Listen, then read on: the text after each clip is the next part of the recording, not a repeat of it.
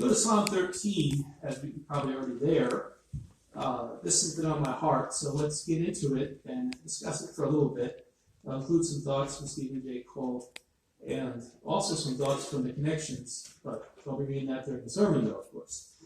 All right, so this is a psalm that really hits me in the heart. So there are different levels of hardship in our life. A scale of 1 to 10, 10 being the highest. Sometimes it's a 6, sometimes it's a 5, sometimes it's a 10. So I don't know where you're at in your life right now, but it could be somewhere in that place. Hard times come. We know Jesus used the illustration of the two houses.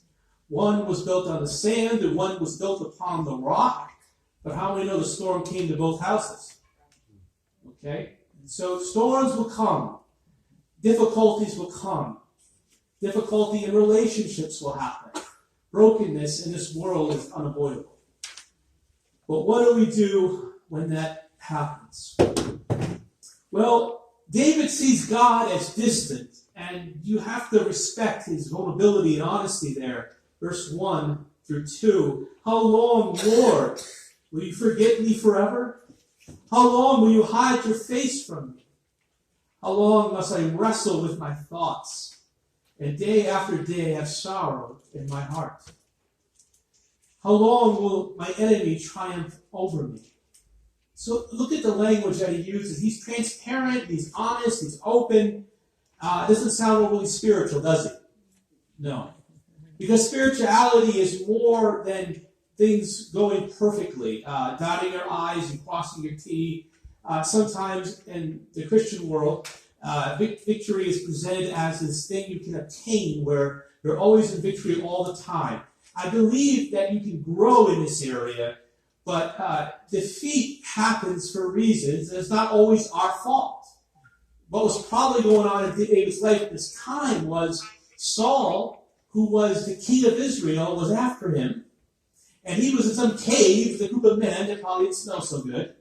And he's probably pretty lonely, pretty frustrated. Samuel had placed the anointing oil upon his head years previous and said, you will be the next king of Israel, right? And that's not happening in his life at all. What's happening rather is this struggle, this adversity, this problem that's going on. He's afraid because Saul is after him. So God seems distant. It's very clear for the first two verses. David is in turmoil within. The idea of the Hebrew in verse 2 is that of adding one thought to another to attempt to get out of this difficulty. But they fail. And David was not able to move forward. So David's feeling like he's stuck. He feels like he can't go on any more because he's trying to go forward and there's nowhere to go. He's hiding. He's trapped. He's emotionally drained. He's struggling. And so the also aspect we saw from the verse